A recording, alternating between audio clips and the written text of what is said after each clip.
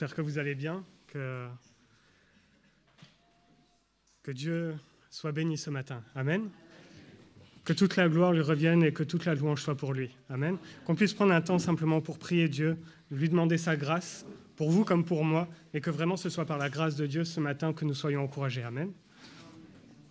Seigneur, je veux te remercier encore pour ta fidélité, Seigneur. Merci, Père, Seigneur, parce que tu es présent en ce lieu, Seigneur, et Seigneur, que ton nom, Seigneur, vraiment résonne en ce lieu, Seigneur, que tu sois le roi des rois dans nos vies, que tu sois le Seigneur de nos vies, Seigneur, que tu sois celui qui a toute la place en nous. Père éternel, je te remercie encore pour cette opportunité d'apporter ta parole, Seigneur, et je te prie vraiment que tu puisses encore me revêtir de la puissance de ton esprit, Seigneur, pour vraiment, Seigneur, donner tout le conseil, Seigneur, que toi, tu as pour ton peuple, Seigneur. Père éternel, je te remercie encore pour ta grâce, pour ta fidélité, Seigneur. Et merci, mon Dieu, pour tout ce que tu vas faire, tout ce que tu as fait, Seigneur. Merci, Seigneur, parce que tu es avec nous en ce lieu, Seigneur, et nous voulons t'honorer, Seigneur, ce matin. Que ton nom soit béni, Seigneur. Dans le nom de Jésus, nous te prions. Amen. Amen. Dieu est bon. J'ai beaucoup aimé, on a chanté un chant ce matin, et c'était, on proclamait, c'est l'année du jubilé. Amen. C'est une année de grâce. Ce n'est pas seulement une année, mais depuis que Christ est mort à la croix, la grâce est répandue dans nos vies. Amen. Et c'est une joie de pouvoir être au bénéfice de la grâce de Dieu. Amen. Et j'aimerais qu'on puisse prendre un texte ce matin dans Luc 4, et on va lire des versets 14 à 21. Donc Luc 4, versets 14 à 21.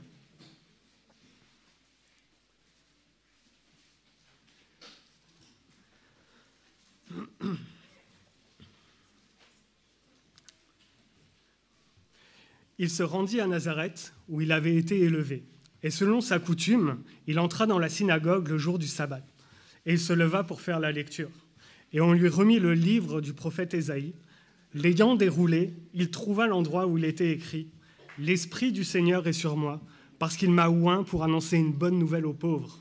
Il m'a envoyé pour guérir ceux qui ont le cœur brisé, pour proclamer aux captifs la délivrance et aux aveugles le recouvrement de la vue, pour renvoyer libres les opprimés, pour publier une année de grâce du Seigneur.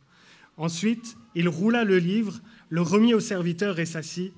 Tous ceux qui se trouvaient dans la synagogue avaient les regards fixés sur lui. Alors il commença à leur dire « Aujourd'hui, cette parole de l'Écriture que vous venez d'entendre est accomplie. Amen. » Alors, je ne sais pas vous, mais moi je suis très visuel. Et du coup, je m'imagine la scène. J'imagine Jésus qui rentre dans la synagogue. Le rouleau est déroulé. Bon, ce n'est pas une synagogue, mais imaginez ici, on a un grand rouleau, c'est déroulé. Et l'un d'entre nous vient et lit la parole. Et tous étonnés, on le regarde parce qu'il va s'asseoir tranquillement. Et on le regarde avec des grands yeux. C'est un peu ce qui s'est passé à ce moment-là. Les gens ne comprenaient pas pourquoi c'était lu.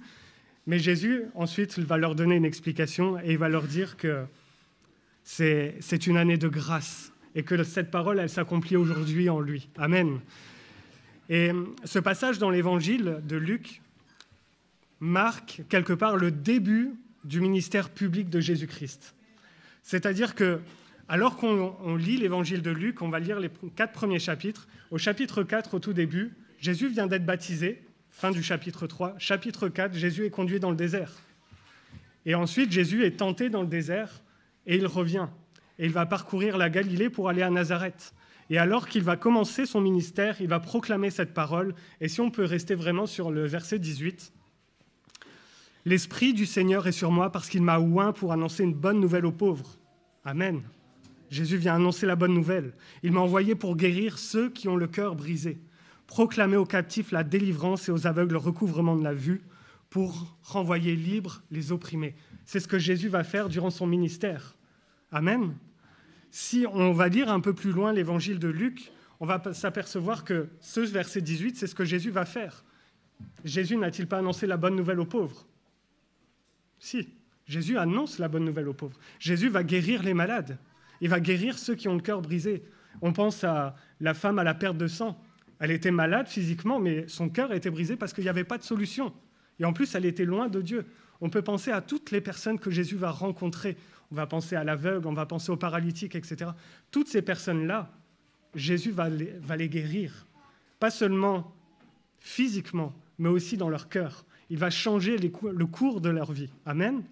Jésus va vraiment faire ses œuvres. On peut lire plus loin aussi, dans les évangiles, que Jésus va libérer les captifs.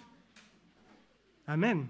Jésus va libérer les captifs tout au long des évangiles. Il va guérir les malades, guérir les aveugles. Jésus va faire toutes ces choses. Et c'est vraiment intéressant de se pencher sur ce moment où Jésus, quelque part, déclare ce texte. Il lit ce texte et il va dire « c'est accompli ». Tu es au début de ton ministère. Comment tu peux dire « c'est accompli » ? Tu n'as pas encore fait toutes ces choses. Jésus est en train de proclamer ce qui est marqué dans Ésaïe 61, des versets 1 à 3. Et Jésus va vraiment reprendre cette prophétie et il va dire « c'est moi qui l'accomplis, cette prophétie ». Pourquoi ? Parce que je suis loin du Saint-Esprit. Amen.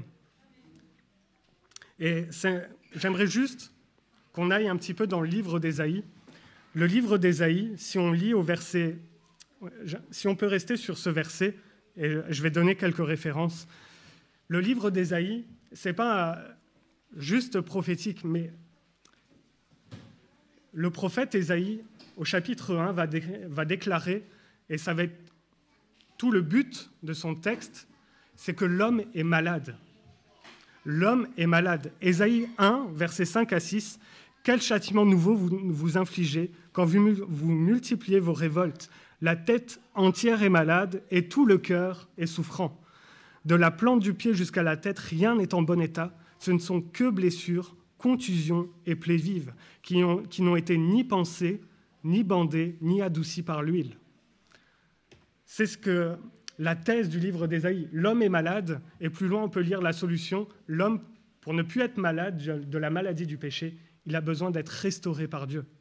Il a besoin que sa relation avec Dieu soit restaurée, que son cœur soit guéri. Amen.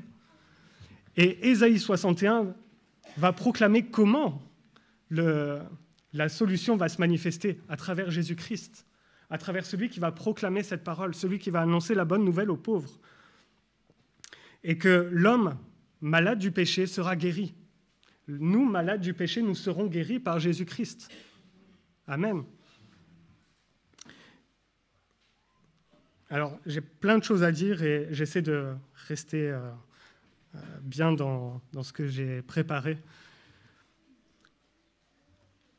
Christ va annoncer cette parole, il va proclamer cette parole quand lui, elle s'accomplit. Et toutes ces choses, Christ va les accomplir durant son ministère. Et on peut se dire, mais oui, Jésus les a accomplies. Mais ce n'est pas terminé. Jésus ne les a pas simplement accomplies pendant son ministère sur terre. Jésus continue de les accomplir pour nous dans nos vies. Amen. Jésus continue d'agir dans nos vies. Jésus est toujours présent là dans nos vies. Jésus cherche toujours à ce que cette parole elle soit manifeste dans nos vies. Amen. C'est quelque chose qui vient pour nous. Parce que quelque part, frères et sœurs, pardon, mais nous sommes tous ces malheureux, nous sommes tous ces pauvres à qui la bonne nouvelle est annoncée. Amen. On est tous ces gens avec un cœur brisé qui ont besoin d'être guéris. On est tous ces captifs qui ont besoin d'être libérés. N'est-ce pas ? On a tous besoin de cette parole et on a tous besoin d'avoir cette solution qu'est Jésus-Christ. Amen. Et cette parole, elle continue de s'accomplir parce que c'est l'œuvre du salut qui s'accomplit dans nos vies. Parce que le salut dans nos vies vient guérir nos cœurs. Amen. Parce que c'est lorsque le salut est réalisé dans ma vie, quelque part, mon cœur est en voie de guérison. Mon cœur se rapproche de l'Éternel. Je peux rentrer dans la présence de Dieu. Et parce que je rentre dans la présence de Dieu, Dieu guérit mon cœur. Parce que je suis à son contact. Amen. Et cette parole, elle va continuer de s'accomplir. Et mon premier point ce matin, c'est vraiment qu'on puisse rester sur ce verset « Dieu guérit les cœurs brisés ». Amen. Dieu guérit les cœurs brisés. Et c'est intéressant parce que le texte qu'on a lu dans Ésaïe 1, au verset 5 à 6, ça nous parle des cœurs brisés. Ésaïe 1 nous parle du péché qui a brisé nos cœurs, qui nous a éloignés de Dieu. Les cœurs brisés sont ceux qui sont loin du Père. Les cœurs brisés sont ceux qui sont loin du Père. Et alors que Christ vient guérir les cœurs brisés, Christ il vient nous donner la guérison dans nos vies. Dieu vient guérir nos cœurs brisés. Et ça, c'est ce que la parole de Dieu dit des cœurs brisés. Voilà ce que sont les cœurs brisés. Et je me suis intéressé si on pense d'un point de vue un peu charnel, qui sont les cœurs brisés? C'est quoi avoir un cœur brisé? Alors je me suis dit, est-ce qu'un cœur brisé, c'est avoir des déceptions amoureuses? Et parce on était avec quelqu'un, ça s'est bien passé, puis d'un coup, il y a eu comme une trahison, notre cœur est comme brisé. Notre cœur est comme brisé à ce moment-là. Des fois, on a des problèmes relationnels avec autrui, avec ceux qui nous entourent, et parce qu'on a fait confiance à la personne, et la personne nous... exactement, la personne nous trahit, la personne nous blesse, la personne nous fait du mal, et du coup, on se retrouve comme avec un cœur brisé. Ça peut être la séparation avec un proche. Quand vous perdez quelqu'un qui vous est cher, quand vous perdez un proche, quand vous perdez quelqu'un autour de vous, je ne dis pas seulement qu'il part loin, vous êtes en Moselle et il part en Nouvelle-Calédonie, et du coup, il y a une séparation. Non, mais quelqu'un qui meurt, la séparation, elle est forte. Et notre cœur est brisé par cette séparation, n'est-ce pas? Lorsqu'on subit ces traumatismes quelque part de la vie, lorsque personne ne nous comprend, on essaie de s'exprimer, on essaie de dire les choses, mais personne ne nous comprend et on se sent incompris. On a comme quelque chose en nous qui se brise. Et toutes ces choses, frères et sœurs, ce n'est pas parce que le texte dans Ésaïe 1 ne dit pas que les cœurs brisés, c'est le péché, mais toutes ces choses sont des cœurs brisés que Dieu veut guérir. Parce que c'est les conséquences du péché. On perd des proches parce que le péché est rentré dans ce monde. On a des déceptions parce que le péché, notre humanité pleine de péché, détruit nos relations les uns avec les autres, que ce soit nos relations avec mari ou femme, nos relations amicales, nos relations dans la famille. Le péché détruit toutes ces relations. Et Dieu, lorsqu'il vient guérir le péché, lorsque Dieu vient guérir nos cœurs brisés par le péché, Dieu vient guérir toutes ces choses. Amen. Dieu, lorsqu'il va guérir notre cœur brisé, Dieu ne va pas s'arrêter simplement, si je peux dire simplement, au fait que le péché va être nettoyé. Mais Dieu, ce n'est pas celui qui fait les choses à moitié. Alors que Dieu va guérir nos cœurs du péché, Dieu va enlever le péché de nos vies, Dieu va changer les choses dans nos cœurs, Dieu va guérir toutes les conséquences du péché. Amen. Dieu va guérir le fait que lorsque nous avons des déceptions, lorsque nous sommes trahis, ça brise nos cœurs, lorsque ces choses brisent nos cœurs, Dieu vient guérir nos cœurs et il vient fixer les choses. Dieu vient guérir les choses, il vient recoller, pas recoller avec la superglue et puis un jour ça recasse, comme quand moi je recolle un vase que j'ai fait tomber, mais ça c'est autre chose. Mais Dieu vient vraiment remettre les choses les unes avec les autres et il les remboîte parfaitement et il guérit parfaitement. Amen. Le cœur brisé, c'est le cœur qui a été frappé de plein fouet par le péché. Et des fois, on peut se dire, mais le cœur est brisé en deux. Non, il est brisé en pièces, en 1000 morceaux. Et Dieu vient recoller chaque chose. Il vient remettre chaque chose ensemble pour nous restaurer. Amen. Et lorsque Christ vient sur terre et qu'il proclame ces mots, il vient et il dit que par la puissance du Saint-Esprit, je vais vous guérir. Et frères et sœurs, j'aimerais vraiment vous dire ce matin, Dieu vient nous guérir. Dieu vient vous guérir. Je pense qu'avec un peu de simplicité, je peux dire que nous sommes tous des personnes qui ont vécu des déceptions. Amen. On a tous vécu des traumatismes, parce que quelque part, nous sommes tous vivants, nous sommes tous humains, et nous faisons l'expérience de la vie. Et lorsque nous faisons l'expérience de la vie, quelque part, on vit des déceptions, on vit des trahisons, on vit des moments difficiles, on vit des moments où nos proches sont tellement mal que ça nous brise le cœur de les voir ainsi. Et du coup, on se dit, mais Seigneur, interviens, fais quelque chose. La première chose que Dieu veut faire, c'est intervenir dans nos cœurs. Parce que des fois, on veut s'arrêter. Et Dieu guérit physiquement. Dieu pose sa main et les gens sont guéris. Amen. Dieu guérit, Dieu change les choses. On peut le voir dans le texte biblique. Lorsque Jésus parlait, les malades étaient guéris. Et la parole de Dieu nous dit que partout où l'évangile est annoncé, il y a des miracles qui s'opèrent, les gens sont guéris. Mais ce n'est pas le but premier de l'évangile. Le but premier de l'évangile, c'est que vous et moi, notre cœur soit guéri pour pouvoir être à nouveau dans la présence de Dieu. Amen. Et j'aimerais juste vous dire, faire peut-être une petite digression avec le peuple d'Israël. Si on regarde Israël dans la parole de Dieu, Israël, ils avaient le temple, ils avaient le tabernacle pour la présence de Dieu.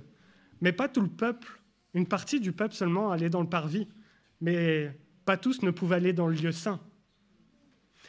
Et encore moins Ils étaient encore moins nombreux, il était souvent seul, à pouvoir aller dans le lieu très saint. Ce n'est pas notre cas. Alors que Jésus vient guérir nos cœurs, que Jésus vient bander les plaies de nos cœurs, que Jésus vient remettre les choses, je ne suis pas cantonné au parvis. Ça veut dire que je peux rentrer complètement dans la présence de Dieu. Nous chantons ce chant « Un jour dans tes parvis vaut mieux que 1000 ailleurs ». Si un jour dans les parvis du Seigneur valent mieux que 1000 ailleurs, combien vaut un jour dans le lieu très saint où la présence de Dieu est la plus forte? Ça vaut encore plus cher, n'est-ce pas? Les parvis, c'est à côté du temple. Et nous, on est invités à vraiment aller au cœur de la présence de Dieu. On est invités à aller au plus près de Dieu. Parce que nos cœurs sont guéris, parce que nos cœurs sont couverts du sang de Christ, que maintenant, ils ne sont plus des cœurs brisés. Dieu vient faire son œuvre et maintenant, je peux être dans sa présence. Et alors qu'on est dans sa présence, on a vécu des choses dans nos vies qui sont difficiles, délicates. On a tous vécu nos expériences. On a tous vécu des décès, des séparations. On a tous vécu des moments de trahison. Mais dans la présence de Dieu, alors que je suis au cœur de la présence de Dieu, toutes ces choses, frères et sœurs, Dieu peut les guérir. On ne peut pas rester à un moment où j'ai été blessé et je garde ma blessure et je garde ce cœur un petit peu brisé. Oui, Dieu a restauré ma vie. Oui, Dieu m'a pardonné. Oui, Dieu a changé mon cœur. Mais j'ai été blessé par mes frères et sœurs. J'ai été blessé par tel ou un tel. J'ai été blessé par telle épreuve de la vie. J'ai été brisé parce que Dieu ne m'a pas encore guéri. J'ai été brisé parce que mes proches souffrent. Toutes ces choses, Dieu veut quand même guérir nos cœurs. Parce que dans toutes ces épreuves que nous traversons, qui quelque part brisent nos cœurs, Dieu nous donne la paix de pouvoir traverser l'épreuve. Et Dieu nous donne l'espérance qu'à un moment donné, il va agir. Vous pouvez regarder chacune de vos situations ce matin, vous pouvez penser à elles, vous pouvez voir ces situations, et je peux vous dire avec assurance, l'Éternel va agir. Amen. L'Éternel va agir. L'Éternel agit et l'Éternel fait les choses. L'Éternel ne reste pas loin. L'Éternel ne reste pas indifférent. L'Éternel est proche. Et vraiment, j'aimerais vous dire que Dieu est présent dans vos vies. Dieu est là et Dieu prend soin de nous. Et dans chaque cœur brisé que nous avons, dans chaque moment où quelque part notre cœur est brisé, Dieu est là. Et Dieu attend une seule chose. Seigneur, prends mon cœur. Et Seigneur, prends mes émotions, prends toutes ces choses, Seigneur, et agis sur elles. Pose ta main sur ces choses. Pose ta main. Et que vraiment, ce matin, on a pris la Sainte Seine, mais lorsque nous prenons la Sainte Seine, nous sommes aussi en communion avec Dieu. Désolé, j'étais un peu malade et la voix revient petit à petit. Mais alors que nous sommes en communion avec Dieu, je peux tout abandonner. Lorsque nous allons au pied de ma croix, lorsque nous venons au pied de ma croix, ce n'est pas simplement pour dire « Seigneur, merci, tu m'as pardonné de mes péchés, mais Seigneur, je veux déverser tout ce qu'il y a en moi. Je ne veux pas rester avec des choses qui vont me blesser. Je ne veux pas rester avec des choses empoisonnées dans ma vie. Je ne veux pas rester avec des choses qui sont infectées, qui vont détruire ma vie. Parce que des fois, on a un petit morceau qui est brisé et on se dit « c'est pas grave ». Non, c'est grave. Et Dieu prend ces choses en compte et Dieu veut les guérir. Amen. Dieu veut guérir les cœurs brisés et il ne le fait pas à moitié. Amen. Dieu veut enlever la culpabilité de nos cœurs aussi. Un cœur brisé, c'est aussi un cœur coupable, parce que lorsque nous restons coupables devant Dieu, quelque part, c'est que notre cœur brisé par la culpabilité, on ne veut pas qu'il soit réparé. Mes frères et sœurs, que vraiment la culpabilité soit seulement ce qui nous ramène à Dieu, mais qu'une fois que ça nous a ramenés à Dieu, on puisse abandonner ces choses. On puisse abandonner la culpabilité. La parole de Dieu dit que pour ceux qui sont sauvés, ceux qui sont en Jésus-Christ, il n'y a plus de condamnation. Ça veut dire que nous ne sommes plus coupables. Ça veut dire que Dieu nous a justifiés. Amen. Et en sa présence, je peux m'approcher. Et Dieu veut vraiment fixer nos cœurs. Dieu veut vraiment guérir nos cœurs. Et Dieu veut faire les choses. Et des fois, on ne comprend pas parce que on a l'impression que tout s'écroule dans nos vies et on dit, mais Seigneur, tu veux vraiment me guérir? Seigneur, tu veux vraiment faire les choses? Seigneur, où es-tu, Seigneur, alors que moi, je veux une guérison, je prie? Où es-tu, Seigneur? Je crois que Dieu ne nous abandonne jamais. Et je crois que Dieu est toujours présent dans nos vies et que Dieu agit toujours. Amen. Je crois que Dieu veut nous guérir. Mais des fois, c'est nous qui ne souhaitons pas forcément toute la guérison de Dieu. Amen. Amen. Seigneur, je ne veux pas toute ta guérison. Non, des fois, parce qu'on ne veut pas que Dieu touche à certaines choses. J'aime bien imaginer mon cœur comme une chambre. Et comme je suis un homme, ma chambre est forcément mal rangée. Mais il y a des tiroirs. Des fois, on dit à Dieu, Seigneur, tu peux tout changer dans ma vie. Le tiroir là, tu le laisses. Le tiroir là, tu n'y touches pas.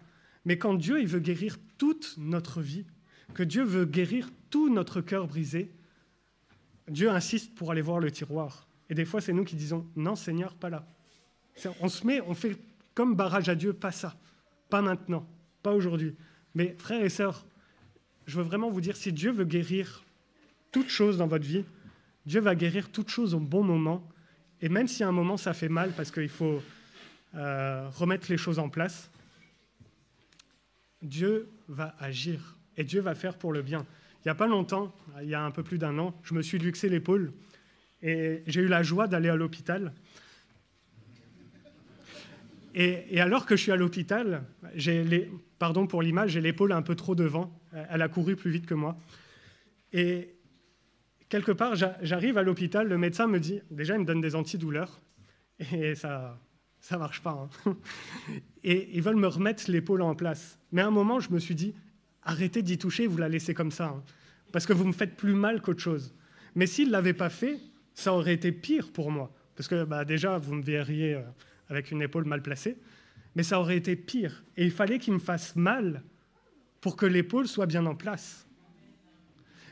Des fois, dans nos cœurs, c'est la même chose. Dieu permet qu'on souffre un moment parce qu'il a besoin de remettre des choses en place dans nos vies. Et la souffrance, elle a un but, c'est de me guérir. Amen. Et même quand on a l'impression que tout va mal, Dieu est au contrôle de toutes choses.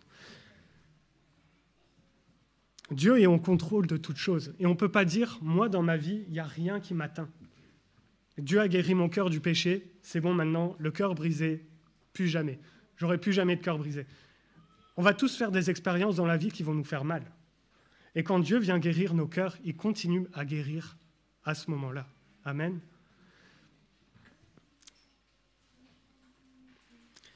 Et alors qu'on a l'impression que tout va mal, on se dit, mais où est Dieu et que va faire Dieu? Et je me rappelle d'une de mes professeurs au CTS. Vous n'allez pas le croire, mais c'était ma professeure de chorale. Moi, je fais de la chorale. Elle m'a mis loin du micro parce qu'elle s'est dit, tiens, un homme de Néandertal, un homme de la préhistoire avec sa voix un peu bizarre.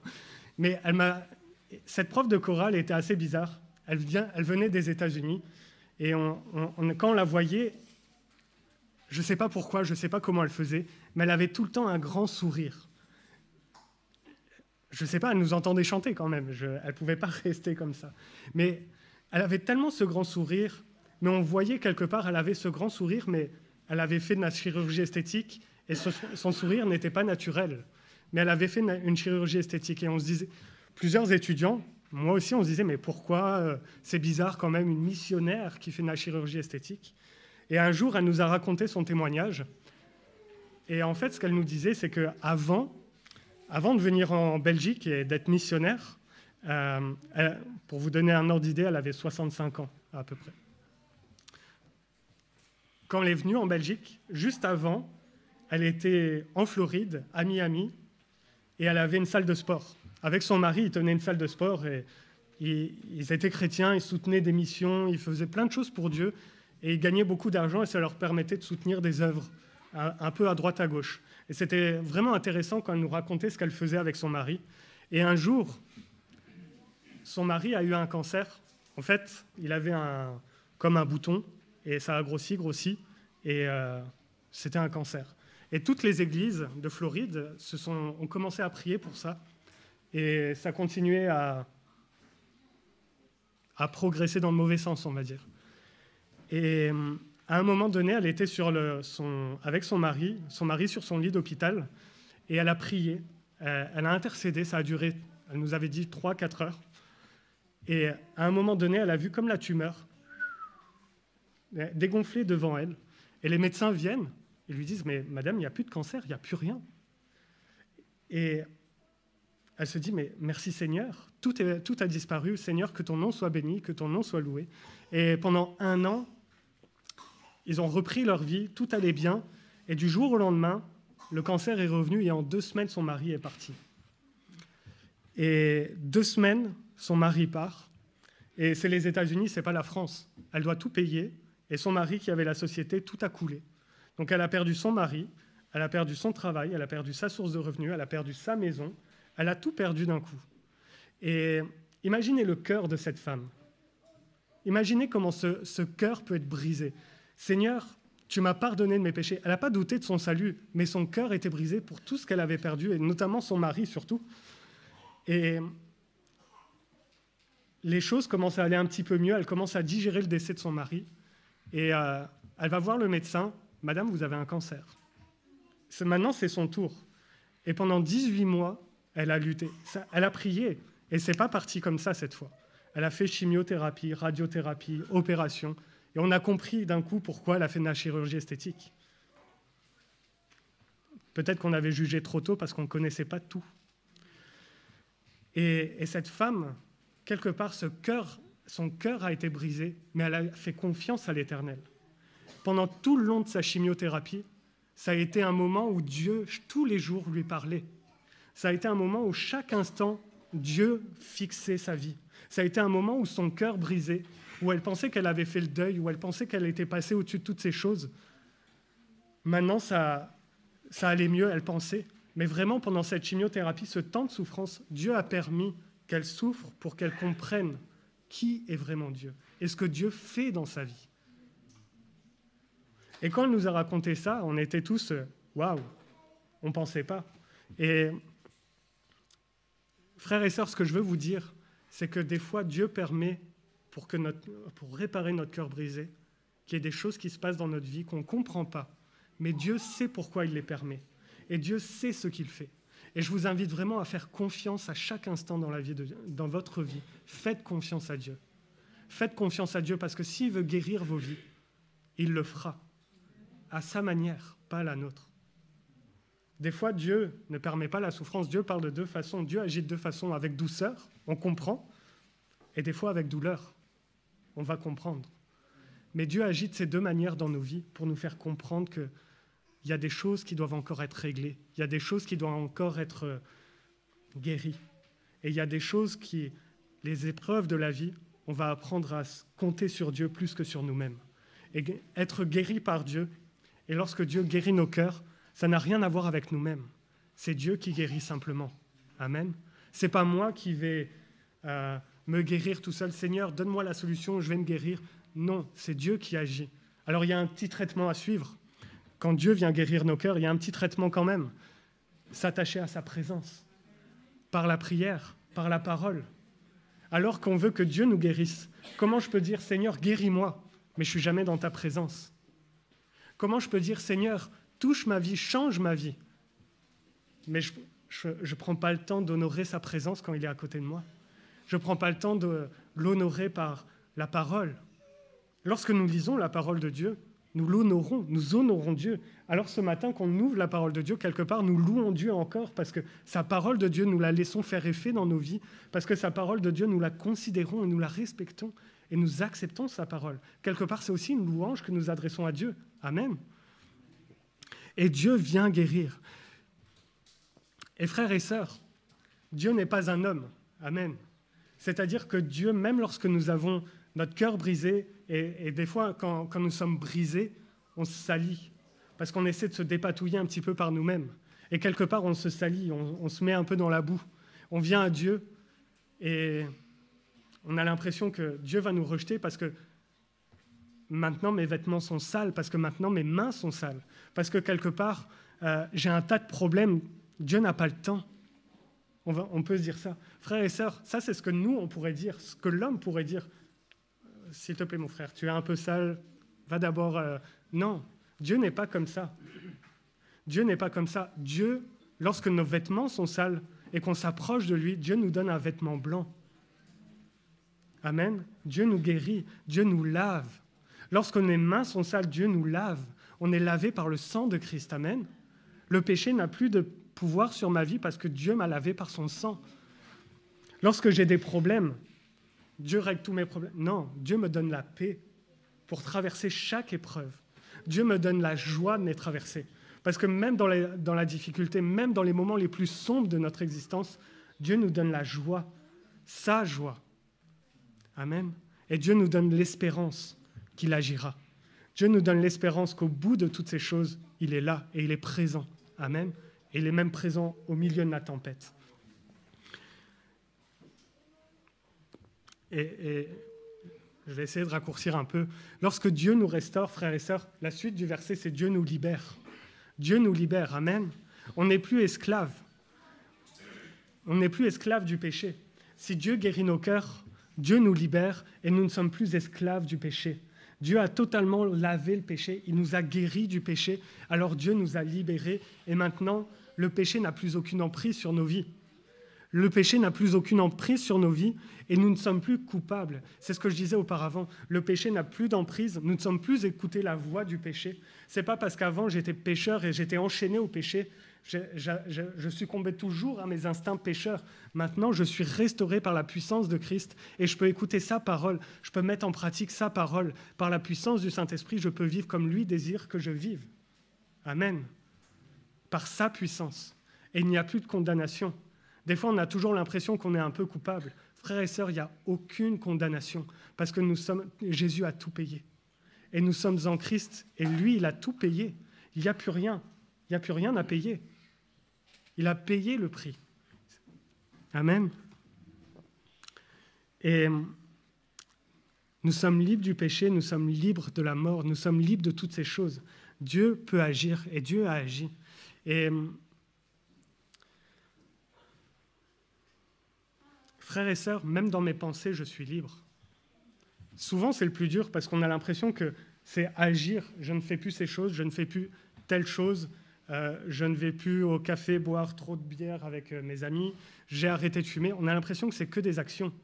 Mais Dieu vient guérir nos pensées, il vient libérer nos pensées aussi. Amen. Lorsque Dieu guérit nos cœurs, il guérit nos pensées, il libère nos pensées, il nettoie notre conscience, il nettoie tout en nous.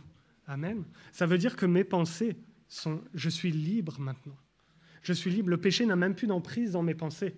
Et des fois, on dit à Dieu, mais Seigneur, je sais que je suis libre. Mais quelque part, j'ai toujours ces mauvaises pensées qui viennent. Libère-moi. Frères et sœurs, remplissez vos cœurs, vos pensées de l'amour de Dieu. Remplissez vos pensées de Dieu. Et vous verrez que plus vous remplissez les pensées de Dieu, plus les autres choses, elles sortent. Parce qu'il n'y aura plus que de la place pour Dieu. Amen. Et dans mes luttes, parce que je suis libre, Dieu a combattu pour moi. Je suis libre, Dieu a tout vaincu. Il n'y a plus un péché qui a une emprise sur ma vie. Je suis libre en Jésus-Christ. Amen. En Jésus-Christ, je suis libre et le péché n'a plus aucun pouvoir sur ma vie. Et je vais conclure. Dans le verset 21 de Luc 4, verset 21, Dieu dit « c'est accompli ». Il leur dit « cette parole de l'Écriture que vous venez d'entendre est accomplie ». Frères et sœurs, on est dans un temps de grâce. C'est accompli, le temps de grâce, nous le vivons. Jésus va proclamer une année de grâce. Et nous sommes encore dans cette année de grâce. Comme on chantait ce matin, c'est l'année du jubilé, où Dieu déverse sa grâce avec abondance. Avec abondance. C'est-à-dire que même là où mon péché a abondé, il y a encore plus de grâce que Dieu veut mettre dessus pour couvrir toutes ces choses, pour guérir mon cœur. Le péché qui a vraiment détruit mon cœur, Dieu déverse tellement sa grâce qu'il va tout réparer. Amen. Et qui va restaurer l'image en nous, son image en nous. Amen. Et nous sommes dans ce temps de grâce. Combien de temps encore? Ça, je ne sais pas. Est-ce que Jésus revient bientôt? Oui. On l'espère. On espère que Jésus revient bientôt. Mais nous sommes encore dans ce temps de grâce où Dieu nous fait grâce jour après jour. Et Christ a tout accompli. Et il a tout accompli pour nous rapprocher de Dieu. Ça veut dire que lorsque je m'approche de Christ, il n'y a pas quelque chose de plus que je dois rajouter. Des fois, on se dit, mais Seigneur, il faudrait que je vienne peut-être avec plus une... vous avez les exemples, il faudrait que je rajoute quelque chose en plus à ta grâce pour m'approcher encore plus près de toi. Mais il n'y a rien qu'on ne peut ajouter si ce n'est la grâce de Dieu. Il n'y a que la grâce de Dieu parce que c'est lui qui a tout accompli. Je n'ai rien à rajouter. Amen. Je n'ai rien à rajouter. Il n'y a plus de sacrifice à faire.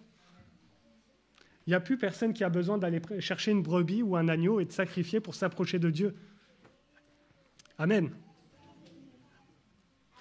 Il n'y a plus de pénitence à faire. Il n'y a pas un pèlerinage à faire. Il n'y a pas à se auto-flageller pour se rapprocher de Dieu. Amen. Des fois, on agit ainsi, on s'auto-flagelle. Seigneur, si vraiment je m'auto-flagelle pendant les 15 prochains jours, peut-être que je pourrai à nouveau m'approcher de toi. Non. Va simplement à Christ. La grâce de Dieu te rapprochera de lui. Ce n'est pas nos actions. La seule action qu'on a à faire, c'est d'accepter sa grâce. C'est la seule chose dont j'ai besoin, c'est que sa grâce coule dans ma vie et que j'accepte qu'elle coule. Amen. Frères et sœurs, avoir un cœur restauré par Christ, c'est simple. Il y a juste à s'approcher de lui. Et vraiment, peut-être que ce matin, on puisse prier que... On a tous passé des temps difficiles, on a tous nos difficultés, on a tous les choses où on aimerait que Dieu agisse. Mais vraiment qu'on puisse prier Dieu, qu'on puisse s'approcher de Dieu ce matin et simplement lui remettre entre ses mains. Seigneur, tu connais toutes choses. Seigneur, tu vois ma difficulté. Tu vois ma relation avec mon enfant. Tu vois que c'est difficile. Mais Seigneur, pose ta main. Seigneur, tu vois que c'était quelque chose qui me fait mal. Mais Seigneur, je te prie vraiment que tu puisses guérir mon cœur. Que vraiment je puisse m'approcher de toi, Seigneur, et te laisser toucher toute ma vie. Ça peut être des situations avec des enfants, ça peut être n'importe quoi. Que vraiment Dieu puisse venir guérir nos cœurs. Parce que ce qui nous fait du mal, Dieu veut le guérir. Dieu veut agir. Et Dieu veut toucher nos cœurs. Amen. Alors que vraiment, dans nos besoins, qu'on puisse laisser Dieu agir. Qu'on puisse lui remettre simplement nos besoins. Qu'on puisse venir à Dieu avec ce cœur et lui remettre. Et lui abandonner. Et Seigneur, fais ton œuvre. Amen. Seigneur, je veux te remercier encore pour ta fidélité. Seigneur, je veux te remercier encore pour ta présence. Seigneur, je te remercie, Père, parce que tu es là, Seigneur, ce matin. Seigneur, et Seigneur, en toute chose, Seigneur, je te prie, Seigneur, que vraiment je puisse m'abandonner à toi, que je puisse abandonner toute chose devant toi, que nos cœurs, que mon cœur, Seigneur, soit devant toi, Seigneur, et que tu puisses t'en saisir, Seigneur, et faire ce que tu voudras de nous, ce que tu puisses faire, ce que tu veux de moi, Seigneur, et que, Seigneur, tu puisses guérir nos cœurs, Seigneur, que tu puisses libérer nos pensées, que tu puisses encore, Seigneur, agir dans nos vies. Seigneur, que tu aies tout l'espace, Seigneur, pour agir. Seigneur, que tu aies toute la liberté, Seigneur, de faire ce que toi, tu désires faire avec nous. Et Seigneur, que ton nom soit glorifié et que ton nom soit béni, Père, ce matin. Dans le nom de Jésus, je te prie, Seigneur. Amen.